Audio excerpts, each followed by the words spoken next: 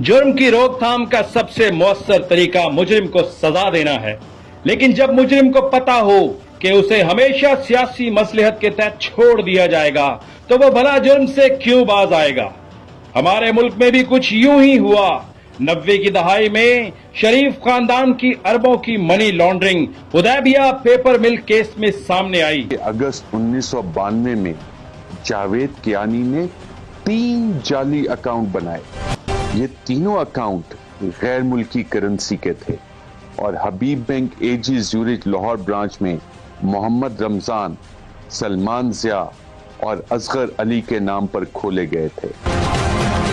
तहकीकात ये भी बताती हैं कि इन तीनों अकाउंट्स को शरीफ खानदान के लिए मनी लॉन्ड्रिंग करने के लिए इस्तेमाल किया गया, जिस पर उस दौर के वजीर खजाना इसहाक डार का एतराफी बयान भी मौजूद है। इसहाक डार ने मैजिस्ट्रेट के सामने शरीफ फैमिली के लिए मनी लॉन्ड्रिंग का एतराफ किया था। इसहाक डार ने मैजिस्ट्रेट के सामने शरीफ फैमिली के लिए मनी लॉन्ड्रिंग का एतराफ किया था।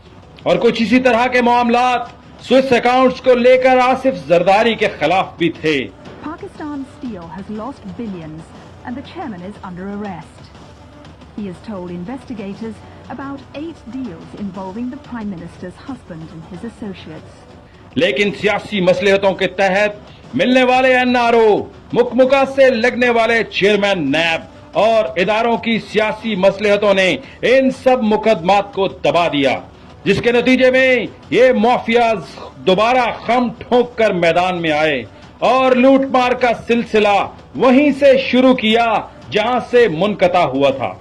हमजा शहबाज को नामालूम अफराद की जानिब से लाखों डॉलर्स की रकम भेजी गई। 26 जून 2007 को 1,65,980 डॉलर्स की रकम सर्कुलर रोड लाहौर भेजी गई।